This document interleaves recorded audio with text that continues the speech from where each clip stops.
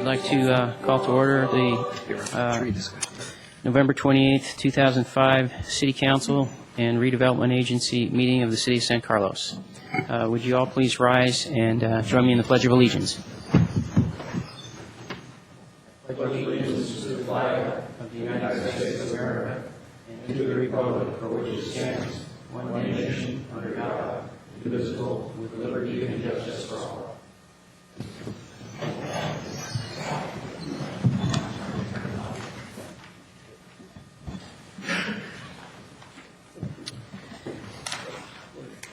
Next item on the agenda is changes to the order of the agenda. City staff, do you have any changes to the order? We have no changes. No changes? Any council members? No? Okay. Keep things as they are. Report from closed session. Mr. City Attorney. Mr. Mayor, the council considered litigation matters in closed session. There's nothing to report on that. There is an item on the agenda with respect to the city attorney's contract that will be considered by yourself, the council, at this meeting. Thank you. Item 4, council communications and announcements. Why don't we start down here with Don? Nothing? Mike? Nothing? Tom? Well, I'm pleased to report that the Fields Committee has terminated their work, completed their job. A report will now be prepared and submitted to the Park and Rec Commission probably in January, and following that submittal will come to the council as early as the last meeting in January or at a meeting in February. So I think it was a good effort and a job well done by all 28 members of the committee, and we're looking forward to moving it forward. Thank you. The only thing I have to report is on the way in, I did notice a lot of homes and trees lit up for the holidays, as is appropriate. And I say that to announce that the city will have its tree lighting on, Christine, what is that, December 6th, which is a Tuesday evening at 7 p.m. So anyone who would like to attend the tree lighting, that's the time and date. Item 5. Reports to council. This is a time for staff to report to council on any key projects or things from subcommittees that they would like to report on. We have no additional reports at this time. No, nothing to report. Okay. Moving along. Item 6, public comment. This is a time for the public to comment to the council. Each speaker is limited to 2 minutes, and this is for items which are not on the posted agenda. Is there anybody from the public who would like to speak at this time? Seeing none, we'll move on from that. Item 7, approval of the consent calendar. These are routine items to be enacted by one motion unless anyone from the public or from the council would like to consider an item separately. Is there anybody from the public who would like to consider an item separately? Okay, we have someone from the public who would like to speak on item 7H. I would like to discuss item I and K separately. So if we could have a motion for the other items, A through G and item J. Mr. Vice Mayor, I move approval of consent calendar items A, B, C, D, E, F, G, and J. And J. Second. We have a motion and a second by Tom. Mr. Mayor, Yes. I think on item J, Yes. I think you probably ought to delay that until the letter is, you have the letter from the HR director. Correct. Okay, so we'll delay item J to the end of the meeting, more towards the end of the meeting. Okay. Motion's amended. Motion amended, Tom? Second. Okay. Christine? Councilmember Eaton? Yes. Councilmember Davids? Yes. Councilmember King? Yes. Vice Mayor Grocott? Yes. Okay, item H, Caleb Rostruth. Good evening. My name is Caleb Rostra, and I live at 241 Bayview Drive in San Carlos. I realize I'm confusing some of you because I'm not speaking on 9A, but I used to live up on the Highland Avenue, and my kids used to go down to Hillcrest Park, and I just drove by it today, and I wanted to commend all of you for a job well done. It's a wonderful park, and I think it's going to be quite an asset to the neighborhood. Thank you. And I would like to pass that commendation on to our Parks and Rec Director, Barry Weiss, who did a wonderful job on that project, as well as the citizens who gave money to the construction of that park. Was a nice benefit from the public. Thank you. Item, With that, I'll move Oh, I'm sorry. approval of item H. okay. Second. Councilmember King, Yes. Councilmember Davids, Yes. Councilmember Eaton, Yes. Vice Mayor Grocott. Yes. Okay. Item I. And Harvey's, could you come up and talk about this?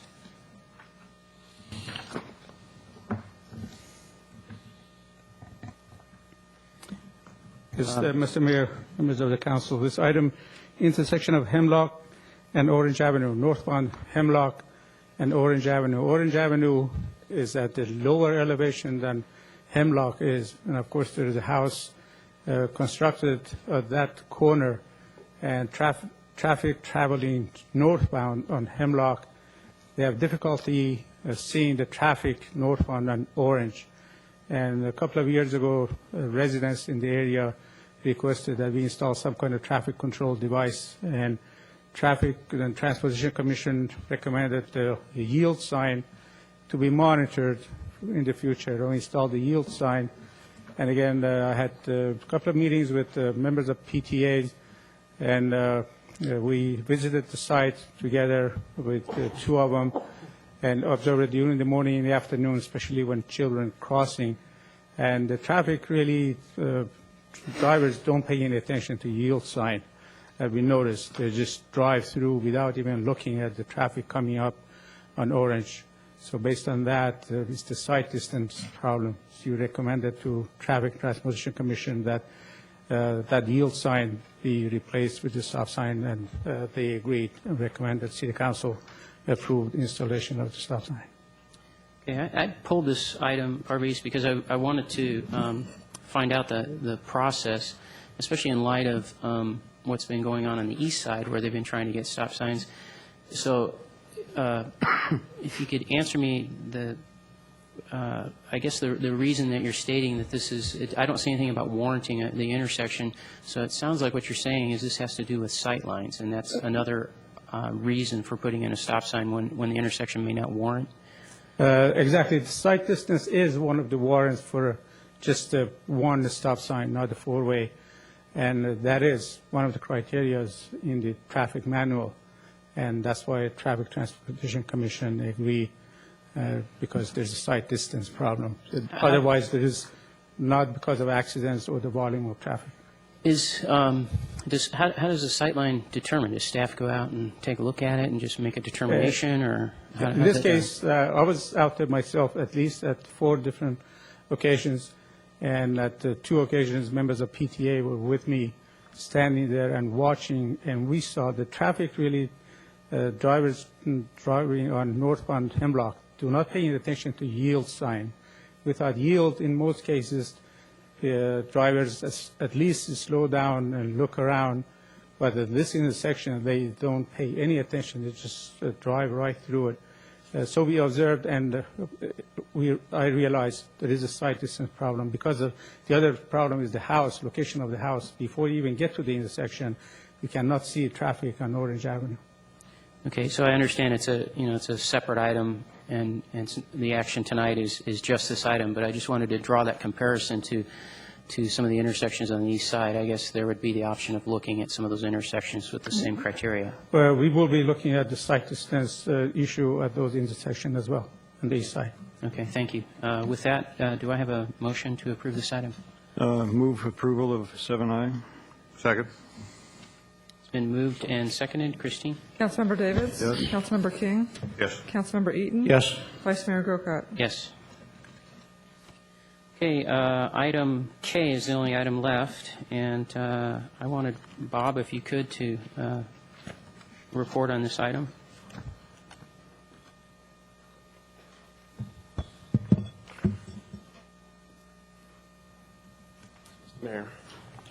At the July 25th meeting, the council held a closed session that included a performance review for the city manager.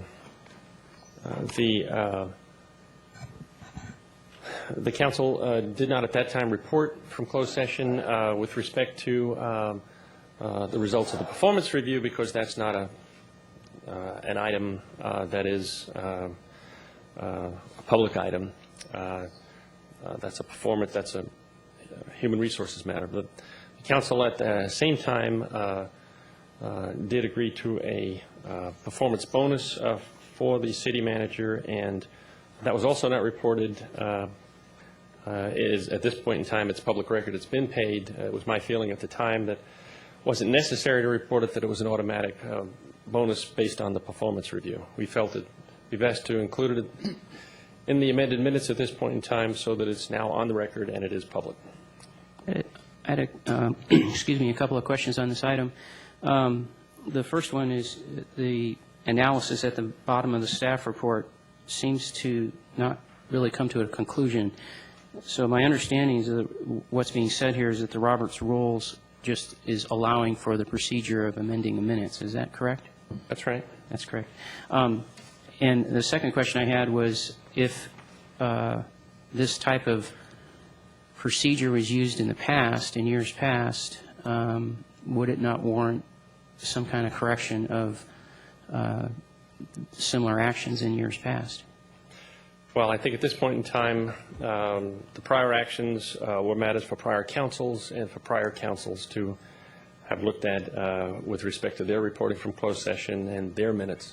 I think this is apropos to this council because it's still this council's minutes from this past summer.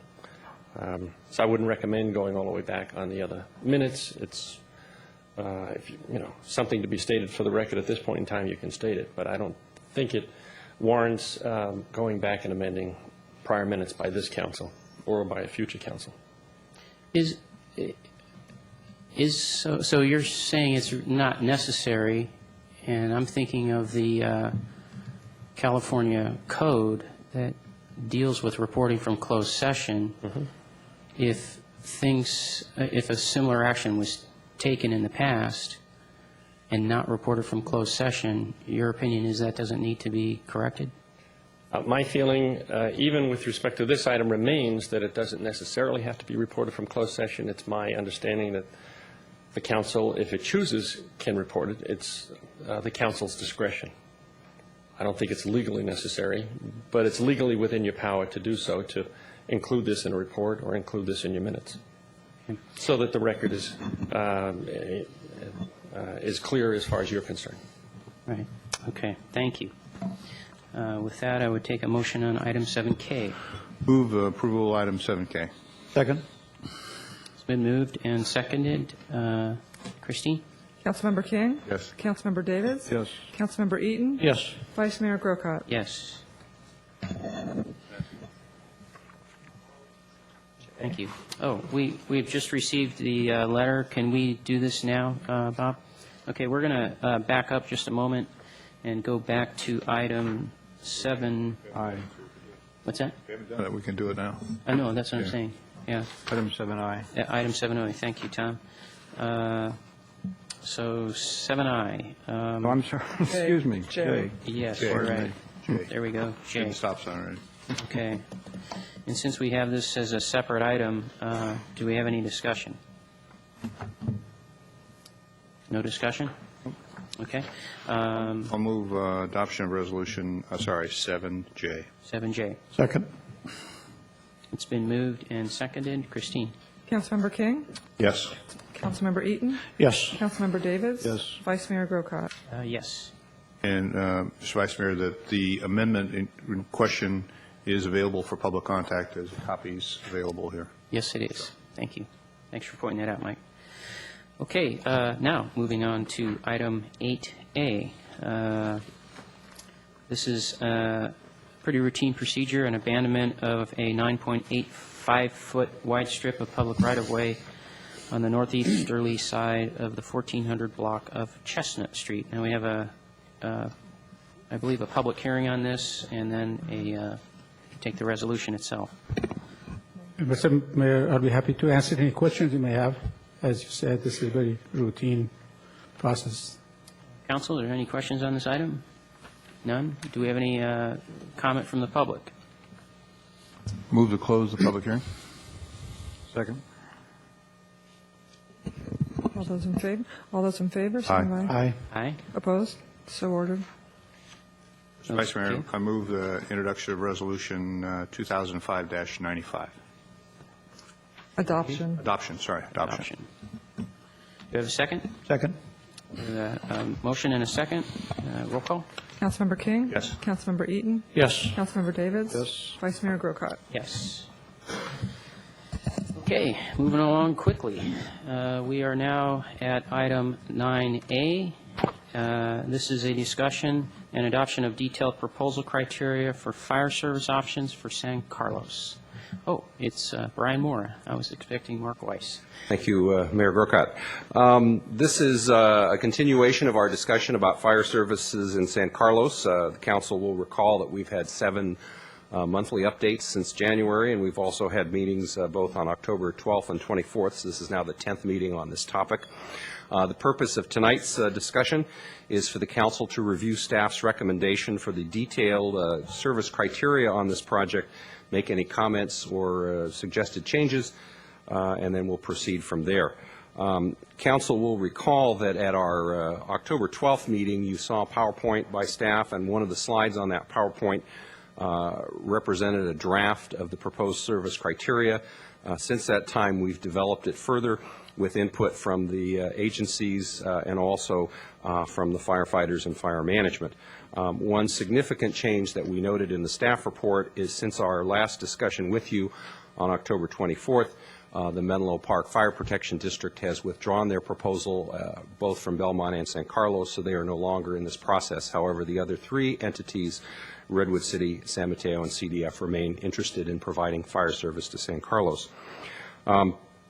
I would also note, as we go through this process tonight, that the criteria that you're looking at tonight closely tracks the criteria that was discussed last week by the Belmont Fire Protection District. So even though we have separate processes at this point, the criteria is very similar. Essentially what we have for you is in the packet a detailed description of the fire service level that's provided today by South County Fire Authority. And we also have what we call 3 scenarios. Scenarios 1 and 2 have to do with contract fire services for San Carlos.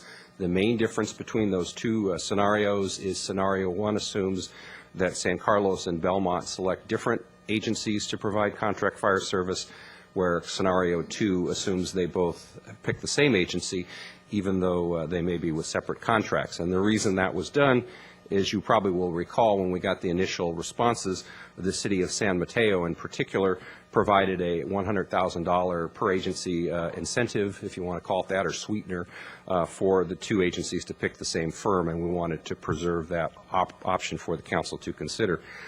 In both scenarios, as I said, the layout is roughly the same. The city would receive contract fire services with a neighboring fire agency. It would involve 2 engine companies, 1 per station in San Carlos. It would involve truck company service based on a formula. It would involve emergency medical and training officers supplied by the contract agency rather than the current arrangement, which is a 1/3, 1/3, 1/3 arrangement with Redwood City, Woodside, and South County. Fire marshal inspection services, fire management, clerical, facility maintenance, fire apparatus, vehicle maintenance, HR, finance would all be provided by the contract fire agency. The only thing the city would be providing would be funding of the vehicles and the equipment. The other scenario, the so-called scenario 3, is based on the hybrid contract South County model that was proposed by the firefighters at your October 12th meeting and similarly submitted to the city of Belmont. In this model, it is sort of half contract with another agency and half South County Fire.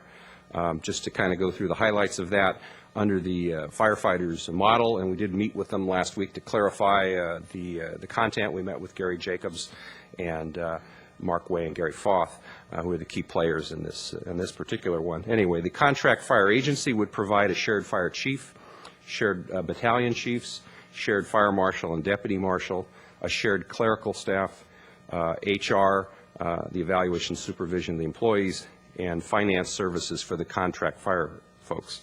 On the South County side of the fence, South County Fire would provide one truck company and one engine company in San Carlos, the same as today, and they would provide 2 engine companies in Belmont, the same as today. So what you have is a shared truck company and 1.5 engine companies per agency. The fire inspector would be a South County Fire employee. One of the 2 clerical employees would remain a South County employee. The other clerical employee would be a contract employee. The emergency medical and training officers would remain the existing relationship of the 1/3 with Redwood City, Woodside, and South County. The vehicles and equipment would remain funded by South County, which is the same as today's arrangement, where basically the city of San Carlos and Belmont share the cost of vehicles in both communities. In terms of contract services, Scenario 3 envisions that all of these would come under the supervision of South County Fire. That would include facility maintenance, fire and vehicle apparatus maintenance, the portion of HR relating to the individual staying with South County, namely the grievances, labor relations, and workers' comp, and a portion of finance, namely budget, the South County Fire payroll and staff.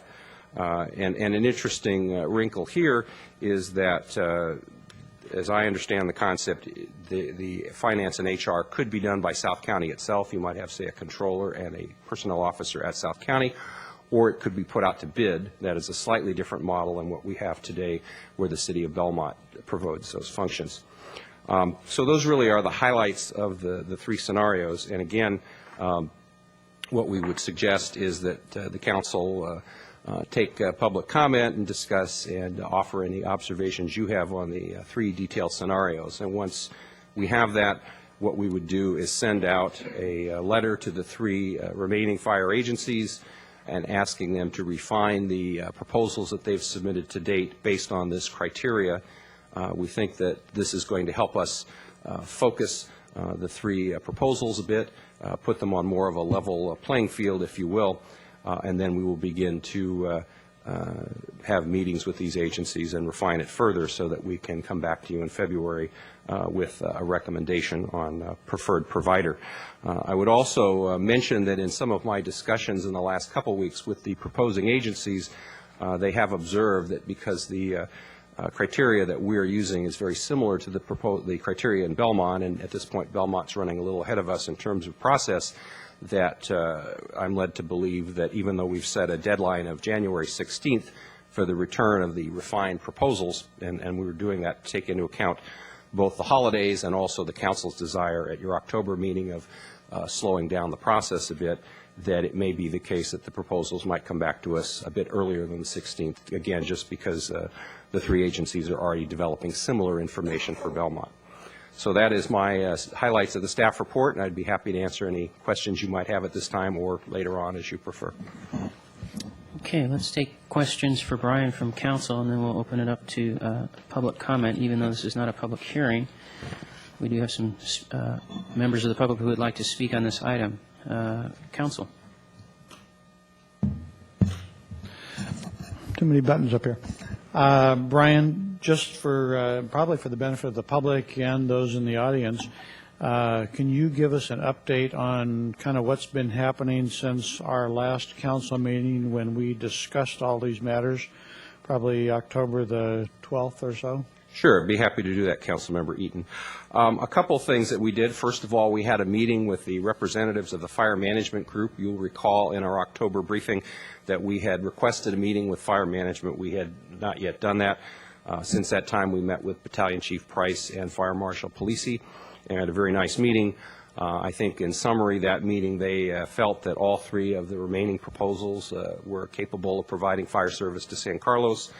They talked to us about some of the pros and cons as they saw it of those 3 proposals.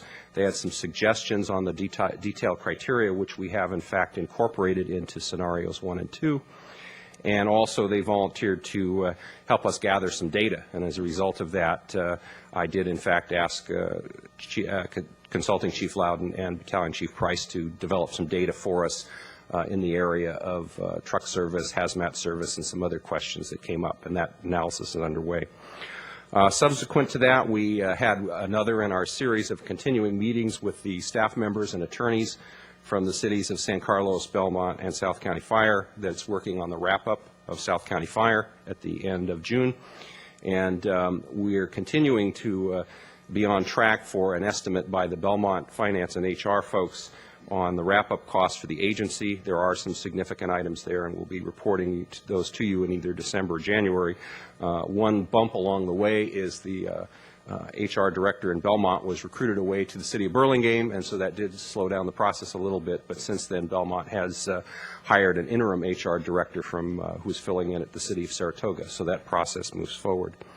The third item, as I indicated earlier, is I did have a discussion with Chief Sporletter at Menlo Park.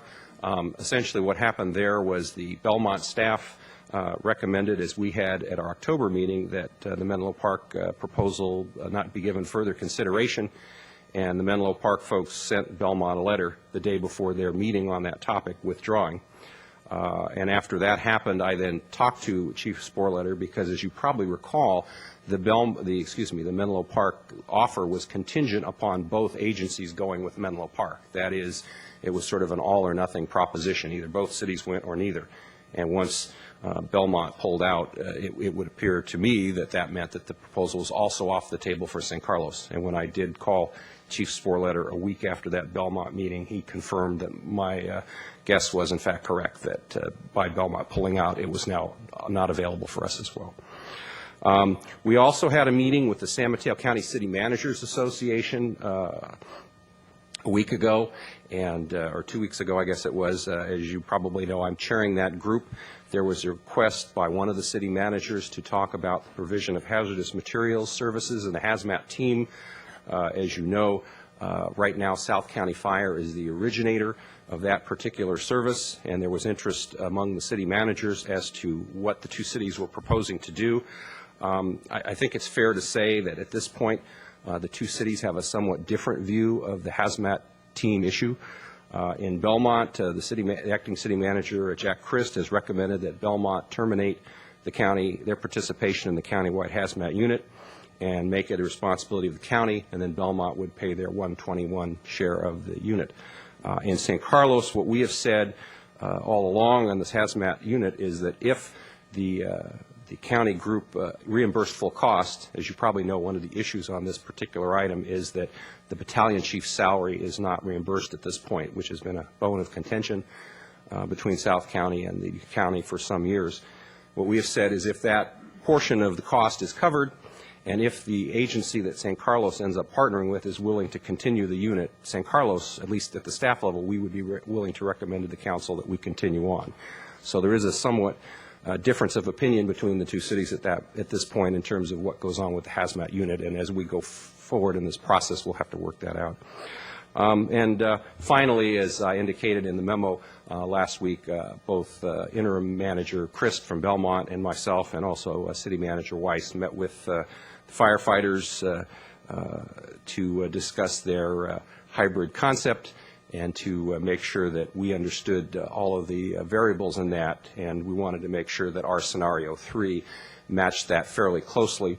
You will recall that at our October 12th meeting, the firefighters felt fairly strongly that while they wanted to present a concept to us, that they really felt that the two cities were probably in the best position to approach the three fire agencies and get detailed costs.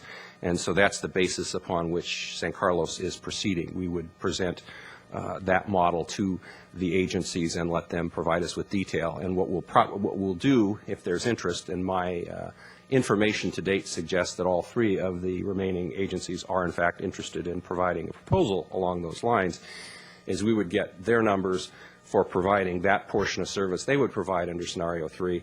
We would then work with the fire management and the consulting fire chief on our costs and then add the two numbers together. So that will take a little more work than scenarios 1 and 2, but we think that within the timeline we've outlined, we can give you that information as well, and then you can continue, put that in your deliberations. So I think those are some of the highlights.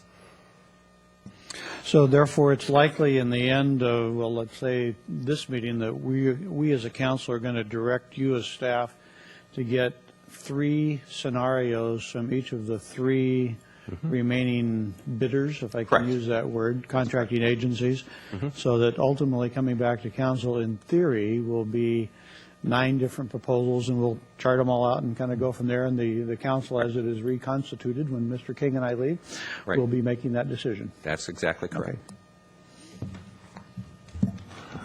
Matt, so just a couple of items for January 16th is the proposal due date back, so 45 days seems adequate for the 3 proposing agencies. Yeah, I think it's certainly adequate. I was trying, when we set this up in November, to both, one, provide plenty of time for the 3 agencies so that they could fine-tune their proposals, take into account the holidays, and also take into account the council direction from October 12th to move a little slower in the process. But as I indicated earlier, my initial feedback from the 3 agencies is that the information we're going to ask for, and the idea would be once the council discusses and ratifies these 3 scenarios, I would send each of them a letter and would outline this. The impression I'm getting from the 3 of them is they're already underway in most of this work anyway, so it may come back earlier. And if it does, we'll move forward at that point. Okay, item 2 is, as in all other past reports, the 2, on the background, the 2 staff report discussions and the 7 meetings are all a matter of public record, so they're on the web. Correct. Any of you can, as will this meeting will be, Absolutely. and will the report. Absolutely. And third, the comments you made about hazmat, so that the bids then would reflect the 2 separate treatments of hazmat? I think at this point we're primarily going to focus on providing San Carlos Fire Service, although we are going to talk to each of the agencies about hazmat. In my earlier discussions with all 3 in San Carlos, we did raise it to see where they are, and my impression at the time, at least initially, was all 3 were interested. Some of them felt that it was an incentive, if you will, or even an attractive service to provide because it was an enhanced service. And that's frankly one of the reasons that, at least in the San Carlos point of view, we think it makes sense to continue it in the mix. We want to get good proposals from the 3 agencies. We want to make this an attractive proposition for them. And we think to the extent that this is an interesting service for them, we don't see any reason not to continue it in the mix. But we certainly understand South County's longstanding desire to have the service fully paid for, and we certainly don't think that the San Carlos taxpayers should subsidize. What I'm driving at is that the bidding process will clearly explain what we're after, so that the hazmat will continue in its current configuration. Right, and that assumes, again, that the partners are willing to do that. Right. So far, they are.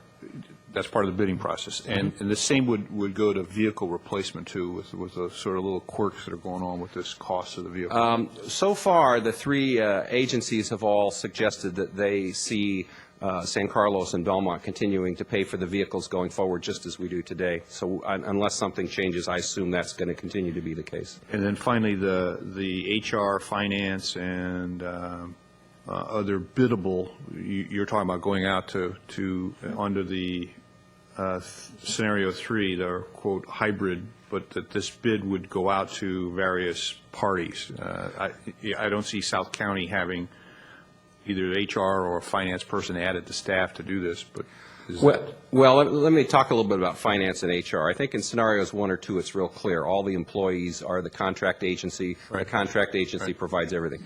In scenario 3, when we talked to the firefighters, their vision was that it might be the case that if South County sort of, how would you say, took back the contracts, they might be able to get a better deal by bidding it, as opposed to running it the way it is today with Belmont. And that, well, as you and Councilmember Eaton well know, we've had this discussion many times at the fire board. That could be true. The other thing that's a key, though, in the finance and HR area, and we did describe it in the staff report, is that is one of the areas that is a hybrid, because obviously, since some of the employees work for the contract agency and some work for South County, you are in fact going to have 2 HR operations and 2 finance operations. So it is going to be a little, mechanically a little different, and I think that's one of the things we're going to have to explore as we talk about scenario 3, is how would these agencies do it mechanically? How does that work? But these 3 items for the colleagues, as Mr. Eaton knows, these are big numbers. The vehicle replacement's a big number. HR and finance are big numbers, and workers' comp. So these are issues that will help making these bids apples to apples. I think so. And another thing, too, I think that's interesting, certainly in scenarios 1 and 2, for example, is that the 3 agencies have suggested that if we go that way, they believe they can pick up the emergency medical and training chief costs, and that would, from their perspective, help lower the overall costs. So there's some, as you say, there's some variables to move around. Tom? Question, Brian, regarding what Mike just mentioned. Are there any limits under the scenario 3 on outside contracting? Could South County, for instance, decide that they can go outside for a fire inspector, get a better deal than in-house, so they contract out, or contract out for various parts of this program? Well, I guess when we start working on it, we're going to have to hear what the agency's view on this is and whatever. But initially, we're going to put it out pretty much as the firefighters envisioned it and see what's happening. I think, to me, the real question is going to be, how do the mechanics work, and also how does the staffing relationships work in that? I mean, we've sort of talked to all 3 conceptually, and they're interested in it, but I think we have to drill down a little bit more to see, on a nuts and bolts basis, how might it actually work. So perhaps as the scenarios come forward and the proposals come to us, we could maybe have a better understanding of what the outside contracting limits or no limits might be. Mm-hmm. Mm-hmm. Okay. Any other questions? Yeah, Just for the record, Tom, we talked about this many times. So we tried this outside, as Brian knows. Yeah, and again, I think it says hybrid, but it's not too hybrid. What the firefighters are proposing is something we've all talked about, but because of the JPA, you couldn't do this, you couldn't go outside. So this is it's manageable, but the devil's going to be in the details. So do you see the ability for under hybrid 3 for extensive outside contracting? I don't know if extensive is the right word, but for some of these, certain areas, some of it's done already. Yeah. Yeah, I would say, for example, obviously today the rigs and the vehicle maintenance is done outside. I would imagine that would continue. I think as far as some of the others, my understanding, and perhaps when Gary Foth and some of the others get up, they can comment on it as well, but I think their vision was if you pulled it in-house, that might provide additional opportunities for South County to contract. And I'd also highlight that obviously under scenarios 2 and 3, this assumes that Belmont and San Carlos agree that that's the way to go. If, in fact, the agencies decide to go 2 different directions, obviously scenarios 2 and 3 won't work. All right. So it conceptually, you've heard the term keep South County Fire together. It keeps the engine companies and the folks together. It's these ancillary services, and there's a couple of critical ones in here, like hazmat, got to stick around, and buying the vehicles, and the HR and finance. This would have caused some of the differences, because these are significant numbers in the budget.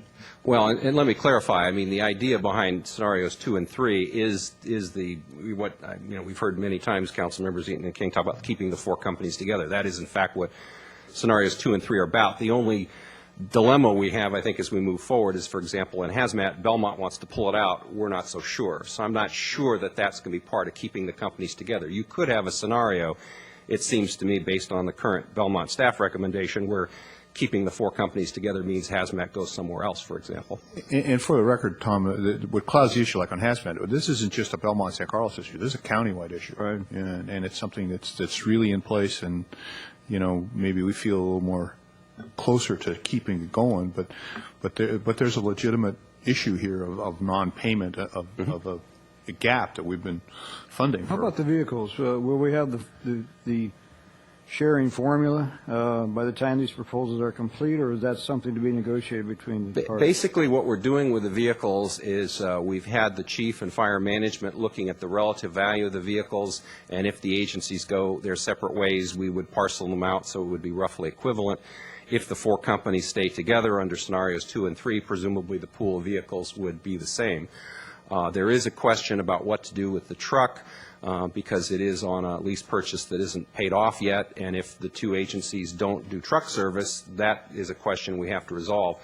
And one of the interesting things we learned, for example, during the last couple weeks is, according to the fire chief, apparently 2 of the fire agencies in the county don't have truck service at all. So I know at the last, in the October 12th meeting, the city manager of Redwood City made a lot of comment about everybody should have truck service, but turns out apparently not everybody does have truck service. So we're going to have to look at that as well. And I think depending on whether the companies stay together or they don't, there are different ways to get at that. So that's also another variable. I may have missed this, but what is the anticipated term of the contract? Most of the agencies have talked about 3 to 5 years. Belmont's desired term is 5 years. We really haven't gotten into a discussion yet about what we might recommend, but I think something in that 3 to 5 year realm makes sense to me. So let's assume we have a 5-year deal, and in the third year, we determine we need to buy a new piece of equipment, a couple $1 million worth or whatever. Will we know, or will we have decided by the time these are submitted, what proportion of that would be Belmont, what would be San Carlos? Well, presumably, if the 4 companies stay together, I assume we would keep the same model as we do today, where everything's 50-50, regardless of whether the equipment is in Belmont or San Carlos. Same is true with the improvements to the physical buildings. We've always split it down the middle. So when we built, for example, the improvements in San Carlos, each agency paid half. Then when we built the improvements in Belmont, each paid half. So presumably, it would stay that way. And you're right, Councilmember Davids, that some of the pieces of equipment are significant. I'm not sure about $1 million, but I mean, it's not unusual, for example, for a rig to be, you know, maybe, $300,000 or something. $700,000 on that order, perhaps, Okay. Do you have something else, Tom? Or, Don? Yes, I had a question. We're not going to solve this tonight, Brian, but a little more clarification on the hazmat issue. Is the battalion chief reimbursement of cost issue, is that the only issue that apparently is that the county disagrees with, or is that something that all the cities also disagree with? Well, we had an extensive discussion with the city managers group about that a couple weeks ago. As I understand, their position is that it's not in the current budget, and it's something that they would prefer holding over till the next calendar year. I think it's the position of the finance folks at South County and the Belmont interim manager that there is available money, you know, in that budget to reimburse South County now. And I think, speaking as the San Carlos staff, I would agree with the Belmont manager. I think the money is there. I think, you know, I've heard some people refer to this debate or disagreement as sort of penny wise and pound foolish, and I think I would agree with that. I think that we really need to fix this thing, and we're not talking about a whole lot of money. I think we're talking about like $40,000 a year, or a total you know, gap of about $160,000, or I don't have the numbers in front of me, but we're not talking about a lot of money for a pretty critical service in my way of thinking. So I think it's something we need to clear up. And certainly the position that I've taken all along on this particular issue is that if San Carlos were to continue to be involved, one, our partner agency would have to agree, certainly, but second, it would have to be on a cost-neutral basis. You know, the citizens of San Carlos can't continue to subsidize this thing, just as Belmont doesn't want to do so either. And I think on that point, the two cities clearly agree. You know, it hasn't been fair to do it to date, and we need to fix that.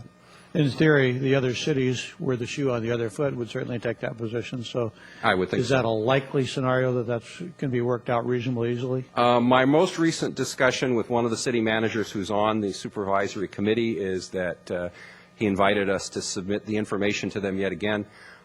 You know, I'm certainly willing to do that. I understand that at the South County level and the Belmont level, because taking finance, they've been a little bit more intimately involved. I think the information from their point of view has been submitted so many times they're getting a little frustrated. And I can understand that. I think it's been a long-standing issue. And what I shared with the manager in question is I said, this really needs to be fixed. You know, it is an irritant. Brian, and this is really for Tom and Matt and Inga, that this is an issue that, you know, hear out the issue of, you know, penny wise and pound foolish, is that this is a very valuable commodity that has a long-standing history, started here in San Carlos. And I think, talking with two other cities about this issue from the emergency council point of view, they want to fix this issue.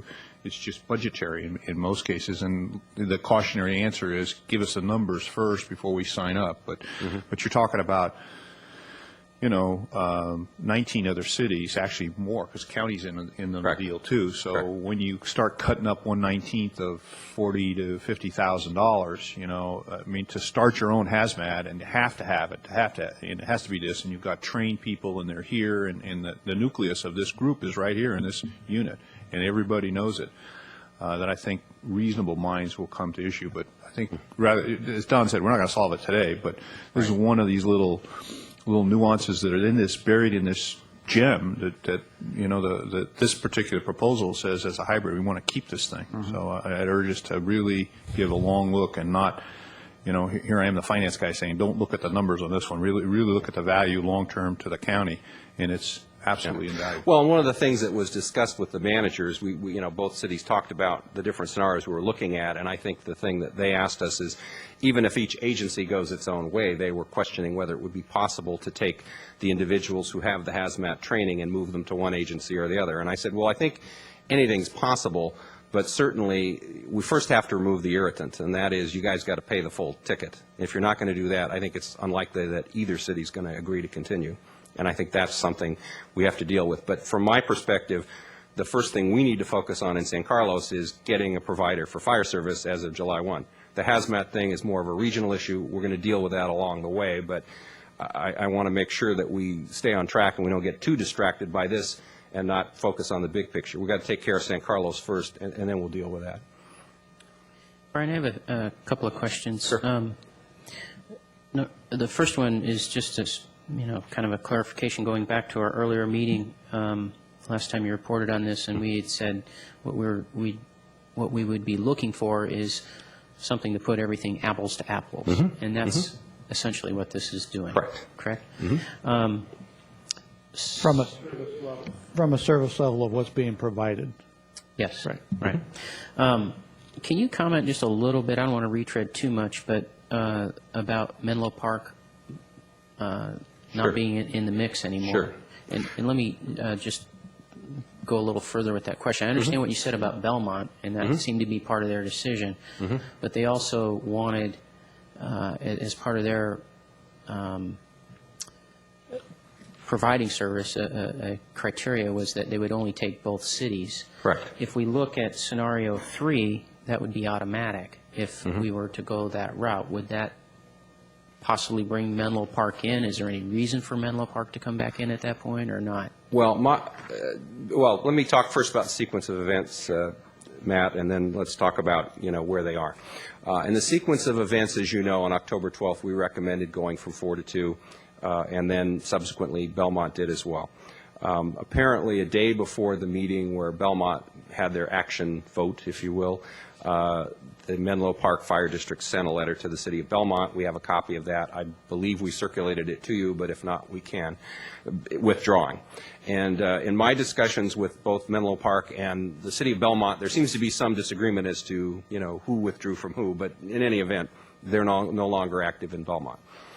At that point, or actually the week afterwards, I contacted Chief Sporletter and clarified, because I had the same question as you did, Councilmember Grocott. That is, how do, you know, what does that mean for San Carlos? You know, I mean, we still had, from the council's point of view, still had them under active consideration, and yet their original proposal was sort of either all 4 companies or nothing.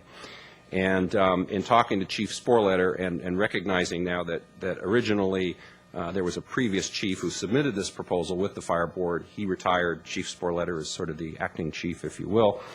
He indicated that when he reviewed the proposal that was in front of the 2 cities, it was his opinion that at the price that they had submitted and given the structure that had been provided, that even though their proposal included adding some additional staff, that there really wasn't, and again, I'm not using his exact words, but the gist of it was that they didn't really feel, either at the fire board or by the chief, that there was enough in it for them, so to speak.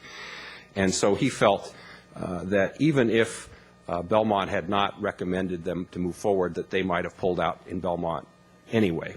And that once they pulled out of Belmont, they really didn't feel that it made any sense for them to do San Carlos only. So I think it's pretty fair to say that in this particular process, they are not likely to come in under any of the scenarios. However, the chief did indicate that at some future date, if multiple agencies ever came together, that they might be interested in that sort of a scenario. I think what the chief indicated, at least my interpretation, was that he feels that you need a little bit more scale to bring them in than just 2 more agencies. In other words, if you had, I don't know, 4 or 5 agencies maybe, then it would make sense for Menlo to come in. But just coming into San Carlos plus Belmont, there wasn't enough critical mass, was my interpretation. So, I mean, I thanked him for his work. I think their proposal was an interesting one. As you probably remember, they had a proposal where we would have a 3 to 5 year agreement, and if it worked out, then we could actually join their district and have elected representation. And as you know, early in this process, several of you asked Chief Loudon for some creative and out-of-the-box proposals. I think, as you know, Menlo has a reputation for being very innovative, and that certainly was one of the more innovative things we saw in this whole process. So in one respect, it was disappointing to see them leave the process, but on the other, we recognize their opinion. We may or may not agree with them, but that's where it is. Okay, thank you. And then the other question, I just wanted to clarify, you said that 3 agencies that are interested in providing service are Redwood City, San Mateo, and CDF. And I just want to make sure that we're looking at this as though all parties are on the same level right now. Would we not also say that South County Fire is interested in providing service, albeit with a hybrid model, and they do have to contract out for some of these parts, but there is a desire on South County Fire's part to provide service? Well, I think the assumption is that under Model 3, you have sort of part South County and part another agency. It's also a contract / South County, but yes, that is under consideration. And again, in our discussions with the firefighters, I think their opinion, and again, they can comment if this is not a correct characterization, was that it would be more difficult for them than for one of the 2 cities to actually obtain sort of a detailed proposal. That is, they could meet with Redwood City, which I believe they've done, and they could also talk to San Mateo, which I believe they have done, and get some information. But to get the level of bid or detail that you'd really need to analyze this sort of on an equal footing, that one of the cities would have to ask.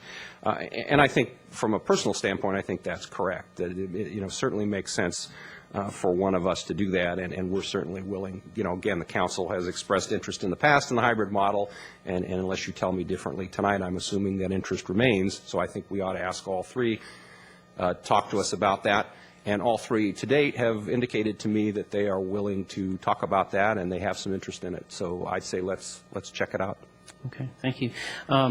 My next question has to do with the hazmat, and I don't, Don's correct, we can't solve that tonight, but what I don't see in these 3 proposals is how, I don't see hazmat in the matrix, if you will. I know you're talking about it, but I don't see it here in the matrix. Can you explain that? Well, the reason that we didn't put it in the matrix is we wanted to focus tonight on the fire service for San Carlos. And also, I didn't want to prejudice scenarios 2 and 3, because at the moment, Belmont does not want to do hazmat, which would mean that if we make hazmat mandatory in San Carlos, then we only have one choice, which is scenario 1. So my thought was, let us put hazmat to the side for a moment, so we can, in fact, let you look at all 3 scenarios, and then down the road have a discussion of what we do with hazmat. And again, I think, to me, the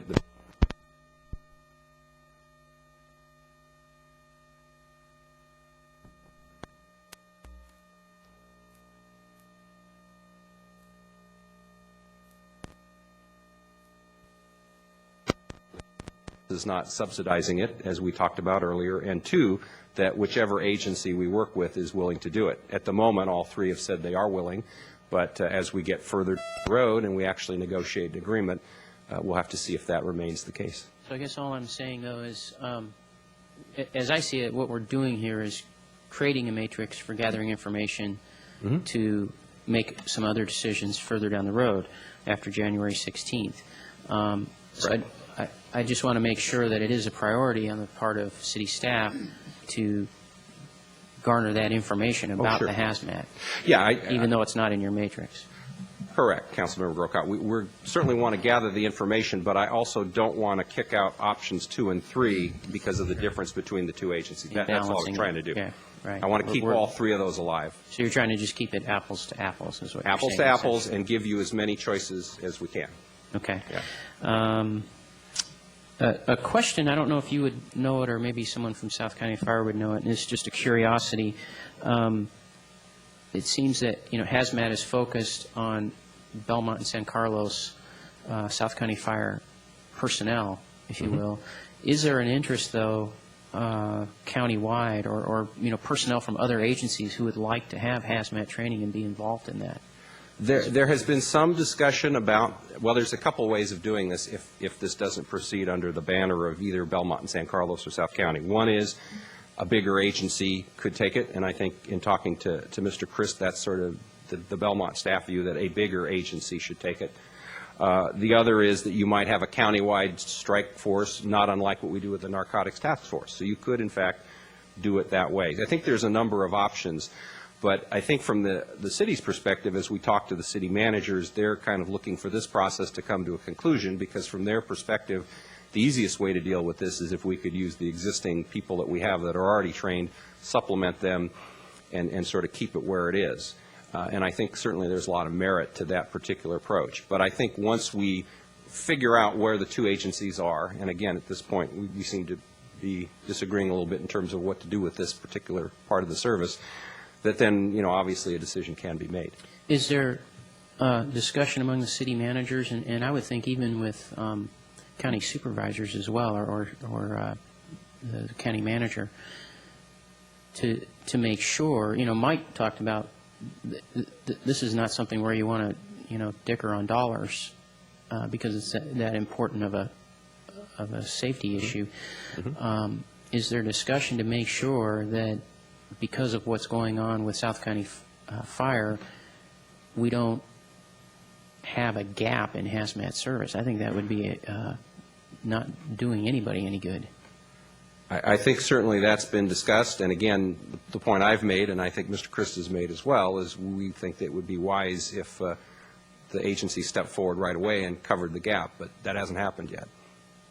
So, Well, I think it's pretty important. Do you all agree? Yeah. Any comment on that? I think everybody knows it's important, and I'm fairly confident it is going to get worked out. It's just a matter of getting the communication together and sitting down at the table, and I'm sure it's going to happen. Brian is referring to is that the agencies would fill the gap for the short term, and then when it gets ironed out, it would be reimbursed for the difference. And I think we have a whole different budgetary kind of issue now, where these other cities who've been looking at cutbacks, now all of a sudden, when you kind of reduce it, that's Brian's comment about show us the numbers, and then really begin to say, well, they're thinking it's a big hit. But when you really begin to look at they're already paying for a portion of this already. right, they're paying for most of it, yeah. Yeah, it's not like a question of, I don't want to pay the bill. It's like they're paying for, I don't know, I don't want to exaggerate the number, but 85% of it. Now we're asking for the other 10% or 15%, I think calmer minds and I think, well, again, we should wait till we get the details on it, but I think calmer minds will look and say, this is a valuable unit. We have to get it. But I won't speak for Don, but I think I do. We want you guys to know this is something we got to save. Yeah, and it's just too valuable to everybody to take such a short-sighted view of, saving $30,000-$40,000 and saying, boy, we don't want to do that. And the splitting up these people and turning them out, that's really not, that's a bad It's more a matter of principle, and I think when we get everybody together, they'll understand that, even though cities' budgets are very tight, just like ours is, but they're going to understand Well, that. I know Gary's out there, but I'm sure if Jim O'Donnell was around here somewhere, I mean, we would never hear the end of it. So if it's for anything, we would have got to do it for Jim. So. Just one last question, sort of a detailed thing. The 25% of truck is in two of the scenarios. How did that number get arrived at, 25%? Basically, what we wanted to do, again, trying to put these three scenarios on an equal playing field, is to come up with a number, and that number actually is out of the City of San Mateo proposal. Our thought was that if we use scenarios 1 and 2, that we will probably want to pay for some truck service, recognizing that either San Carlos only or even both cities may not need a full truck, whereas if we go with scenario 3, where we're basically keeping the same level of service, that presumably we would have a full-blown truck company. And actually, that's one of the things that we are asking the consulting chief and the fire management folks to look at is how many truck calls do we get versus how many calls could be handled by an engine in a year, and where does the truck go? How often does it go to San Carlos? How often does it go to Belmont? How often does it go to Redwood Shores? I mean, where is this service required? and how much of it, is mandatory and how much of it is not. And that's a question. We don't have that data yet, but it's being developed.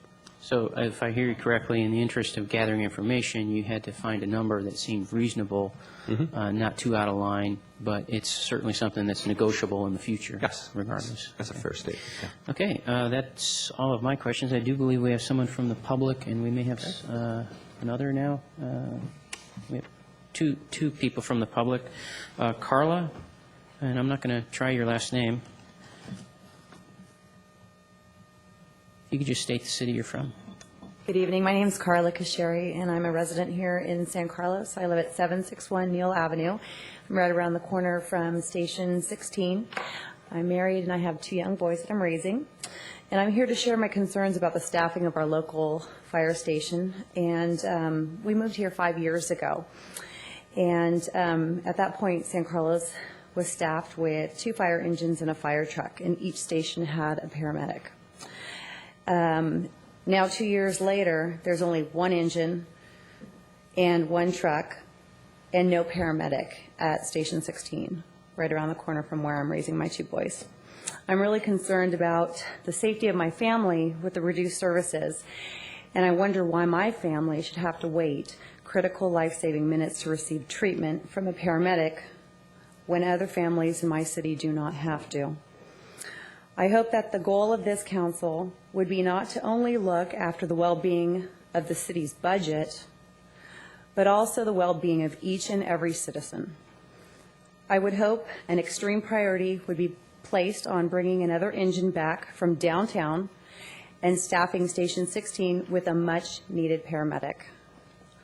I have also been reading and hearing about the council considering giving up my fire department to another city or even to the debt-ridden state. I'm concerned that if you give up local control of the fire department, we will then be at the mercy of people who do not have the city of San Carlos and their residents at the top of their priority list. I ask you, please do not give away local control of our fire department and allow others to make life-saving decisions for us here in the city of Good Living. Thank you. Thank you. I just do want to comment that on the matrix with the different configurations that we'd be receiving information on, I believe all 3 do include a paramedic at Station 16. That is correct. The next is Gary Foth.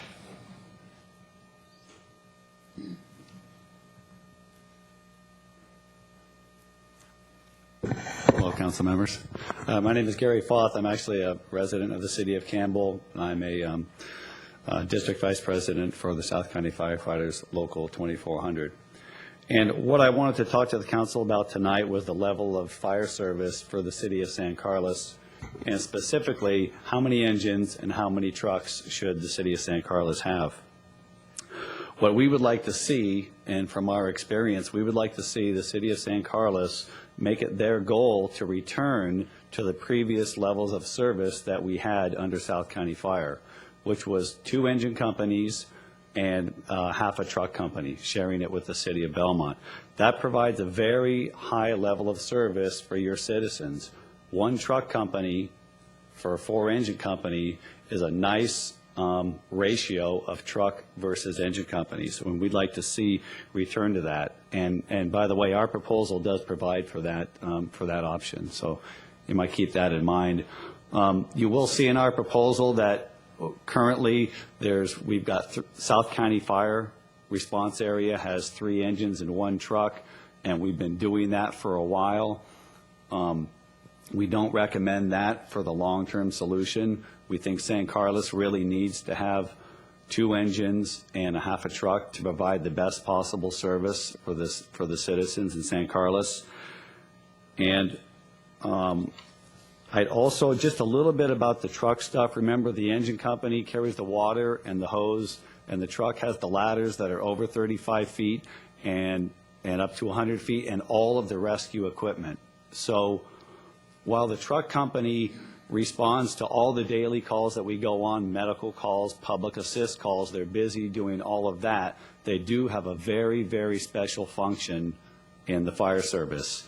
And If you put this on a risk analysis basis, what the truck provides or what it's there for is the infrequent, very serious emergencies that have very serious consequences. So it's low frequency, high risk. It's something you cannot do without, in my opinion. I've been on the truck, assigned to the truck for 15 of my 22 years and have been involved in a couple of life and death emergencies. And I'll just give you a couple of examples. The lady that we took off the balcony at Torino, if our truck company was not here and we had to wait for another one, I was there, I saw it, I saw the fire, I can assure you she would be dead today. In 1985, I was at the Casa de Redwood fire in Redwood City. Our truck company was second in with Redwood City. We took three people off the balconies there. Had our truck company not been there and we've been sharing with another agency, I can't tell you that those people would have died, but they may have died. Had there been more trucks there, maybe the two people that died would not have died. So it is very, very infrequent. Be careful about just looking at the numbers. The truck only runs this many calls or that many calls. In our opinion, from the firefighters' opinion, we're in grave danger of running the county too low on truck service. So whatever proposal that we go with, whether it's South County Fire, whether it's Redwood City, whether it's San Mateo, we would still like to see make it that goal to have a nice ratio of 4 to 5 engine companies per truck company and look at this a little bit more globally. So thank you. All right. Thank you also for explaining the difference between engines and trucks, because I'm sure for the benefit of all of us, we don't understand it as well as you do. Yeah. Thank you. All right. Thank you. I think we have one more person, unless they're speaking on some other item. They didn't put an agenda item on here, so I'll say your name, and if you want to speak on this item, please come forward. Sean Panetti.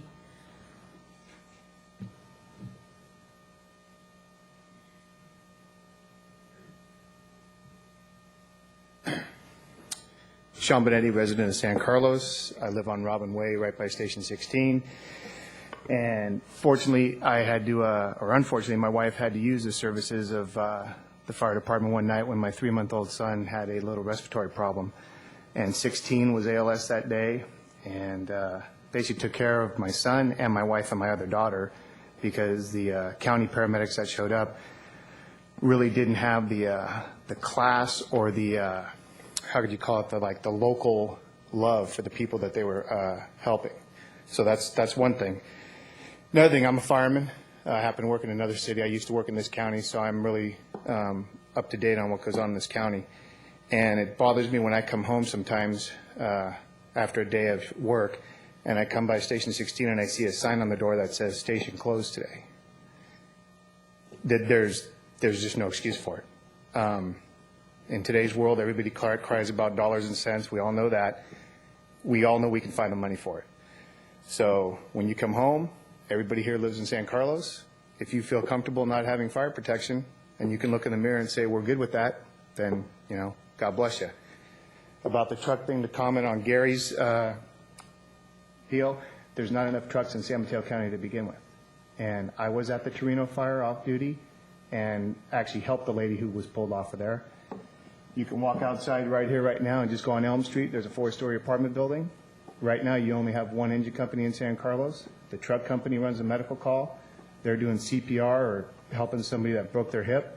There's no truck company available. Someone's hanging off the floor of a building. Person doesn't survive. So there's not enough in the county to begin with. The other thing is having 2 engine companies. You all know it. It's better protection. You can never take service away from cops or firemen, because they're the ones who keep your city safe from crime, and the fire department keeps your city safe from everything else. So another thing about your hazmat, don't lose it. Just put it out there to all the county people and say, hey, here's what you're paying.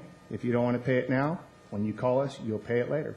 And believe me, there's no fire chief in this county that wouldn't kick in to have that service, because in today's day and age, with all this stuff that's going on with hazardous materials and weapons and mass destruction and all that stuff, this county should be more jumping up out of their seat to be part of this thing, because when it does hit, it may not be this county, they may have to go somewhere else, but you need to have it, so. Hopefully you keep 2 engines in the truck and you keep everything ALS, because it's just going to make our city safer. Thank you, Sean. Are there any other speakers on this item before we close it up? Okay, seeing none. Staff, you're recommending as an action that we approve this matrix, essentially, or these 3 matrices? That's correct. And then what we will do, if that meets with the council's approval, we will send out a letter to the 3 agencies in the days ahead and ask them to start working on refining their existing proposals based on these 3 scenarios. And once we have the information back from them, we'll begin getting into the detail with an eye towards bringing this back to you in February, if not sooner. Okay, thank you. Quick question.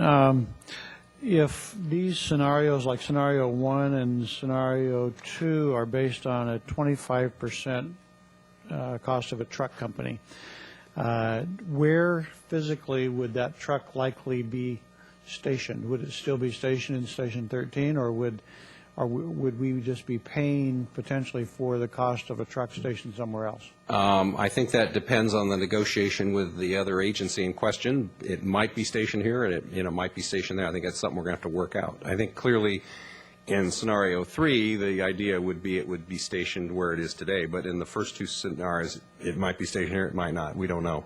I think another complicating factor, by the way, that I should mention is in the Belmont criteria. Their proposal is to pay only for a portion of a truck company, not even a half of a truck under all their scenarios. So one of the things that we've been wrestling with as we've been talking about these 3 scenarios is even in scenario 3, and again, this is obviously all subject to negotiation, but even if San Carlos is willing to pay for half, if they're not willing to pay for the other half, we're still not going to be able to come up with a whole, unless, of course, we can do something creative with the other agency, and that's always possible, although we're certainly well aware that the other agencies are having brownouts as well. So, we all, as I think Councilmember King indicated, we're all having budget trouble, and we're all stretching here to make this thing work.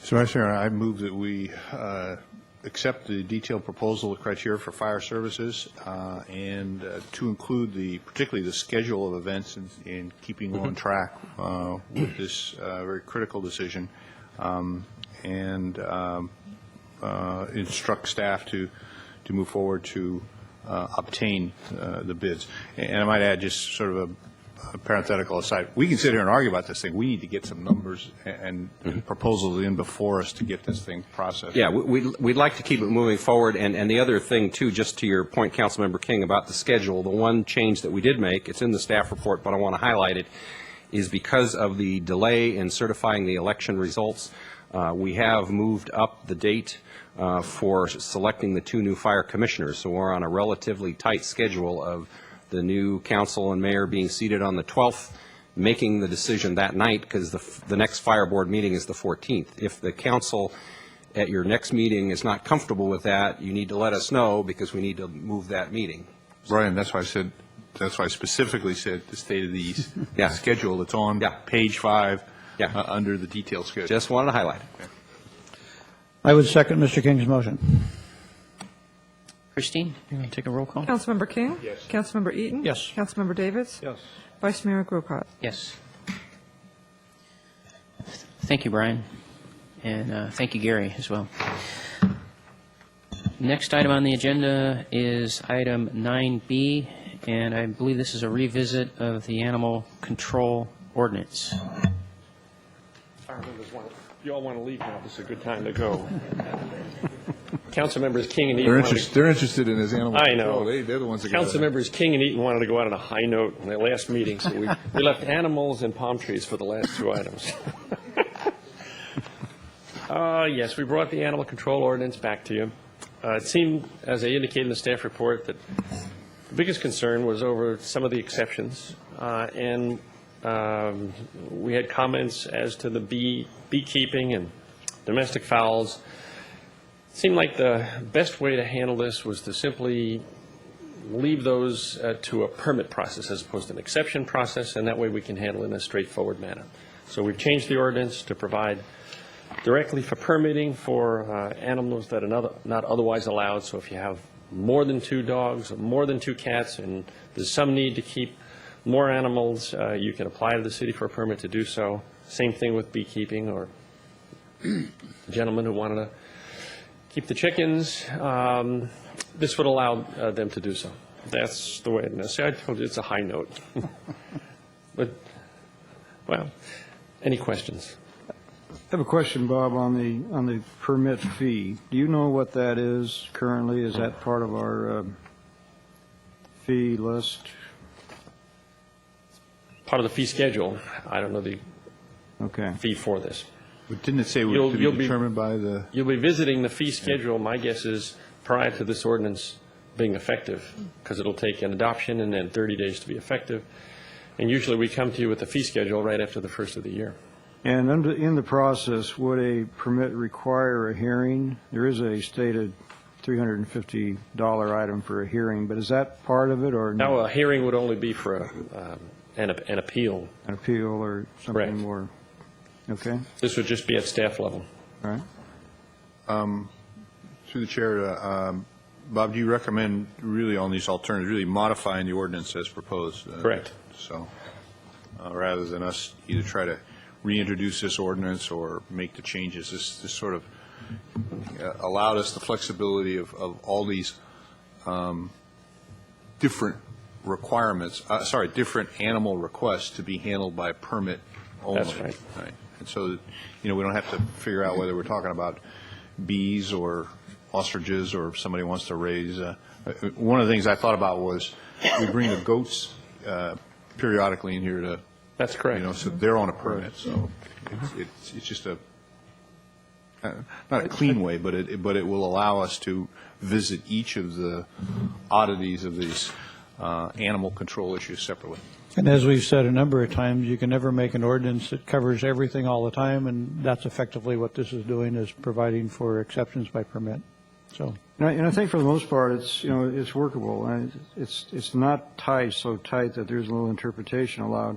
I do think, though, that it'd be nice to have the public to come online with the ordinance and make the first process fairly simple. If they need a permit, get a permit without a tremendous cost or process to go through, so that people aren't kind of sneaking around hiding their rabbits and, hoping no one reports them. It'd be nice to have everyone come forward understanding what we have and do the right thing. So hopefully we can simplify at least the initial process and make it palatable for everybody.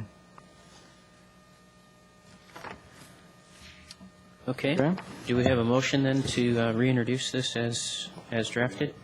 It's 1365. do it, Mike. Go ahead.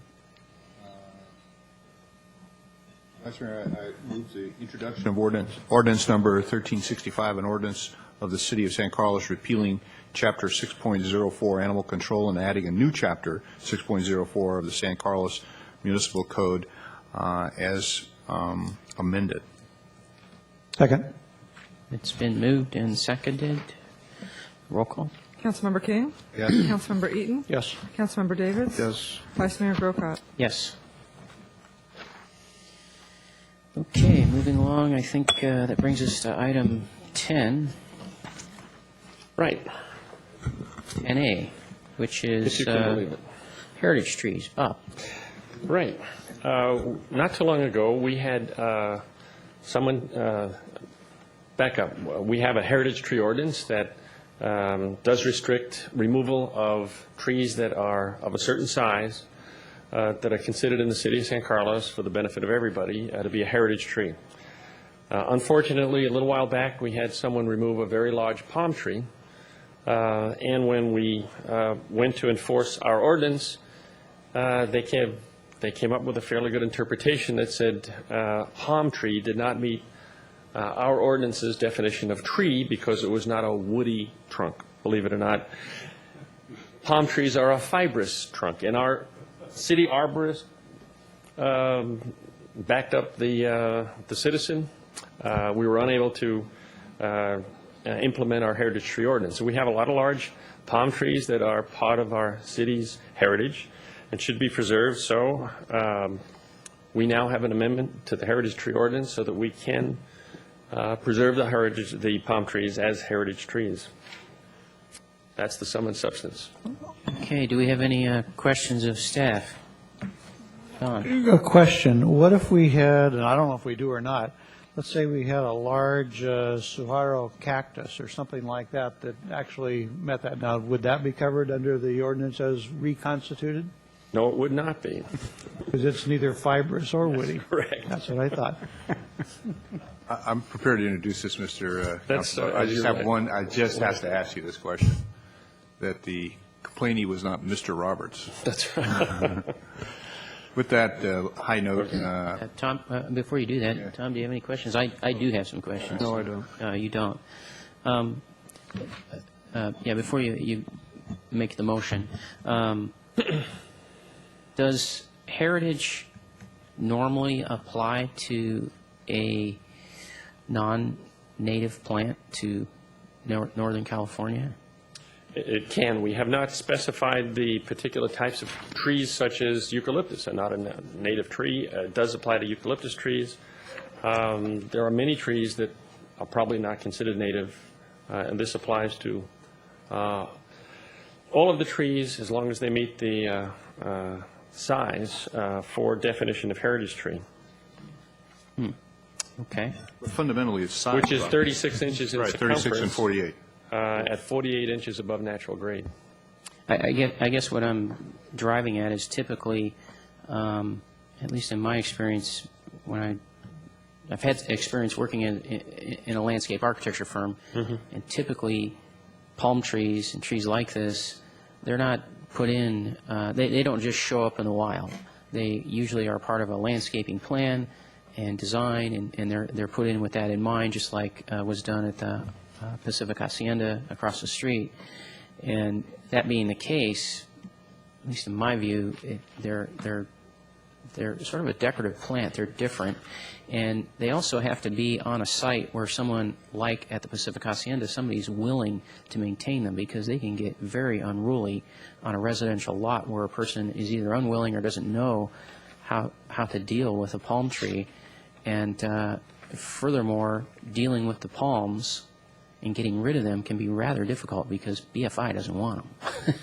So I'm not ready to support this on those, because of those reasons.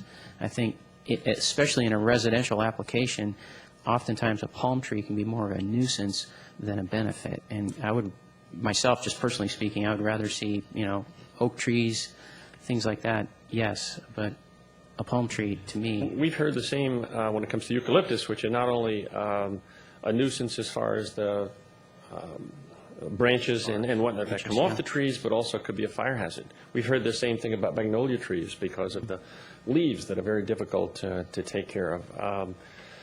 Each tree might have has its own particular problem, but we have not sought to, single out different trees and say, well, we'll protect some and not This not isn't a others. tree.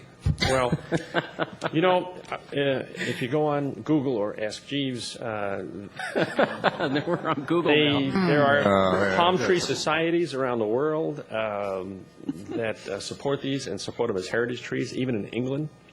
That's just a little bit of information. I think, I'm not defending Bob on this thing, but. You're defending the tree. No, I'm just defending the process. Having just done it myself, is that, you actually have an arborist. If there was rather than arguing about what's heritage and what's not, this process is such that the applicant, because of the size, the 36-inch and 48 inches, no matter what it is, it says that this is a nuisance. If this, per se, this landscape architect could give an evidential point that this is a nuisance or a fire hazard or whatever, the process is such that it would allow that tree to be taken down. What we're really talking about here is just arbitrary, just I don't like it, down it goes.